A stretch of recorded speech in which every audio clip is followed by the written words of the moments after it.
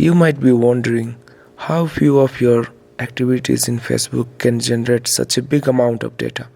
But if you combine the activities from all users in Facebook, we together create almost 2.5 QB of data each day, which is 2.5 billion gigabytes, and it is increasing at a rapid pace. In a Forbes article in 2018, it was mentioned that 90% of the data in the world was generated over the last 2 years.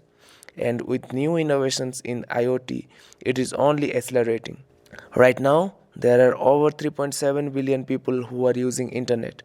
On an average, Google processes more than 40,000 searches per second, which is equal to 5 billion searches per day.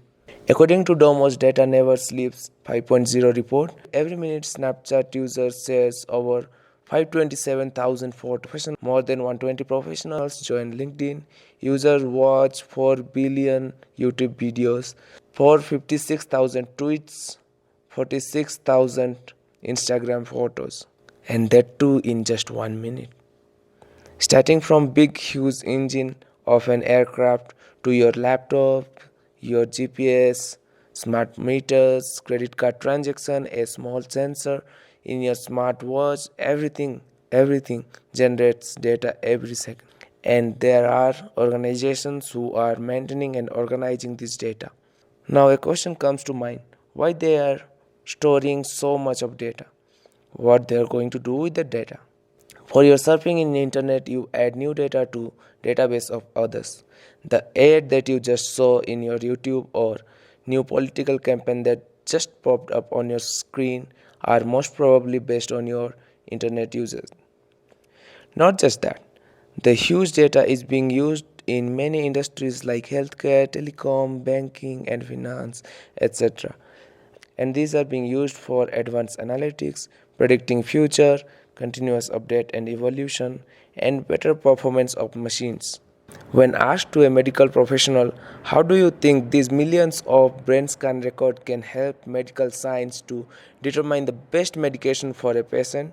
The doctor replied, these millions of brain scan data is just a large data. But when it is being processed with patient's previous medical record, weather record, postal code, sleep and eating pattern, regular activity level to yield the medication, the result is really incredible. These data are also being used for traffic management, how much power a machine will generate, how fast a viral disease will spread, predicting an aircraft engine failure in advance, good job application versus bad job applications, and many more. So now question comes, how we are going to process this huge amount of data? From a recent study, we have found that less than 1% of the data that we are storing is being processed in the future. So just imagine the opportunity that we have, how much we can accomplish if we can process 100% of this data. We can use it for the betterment of human and society.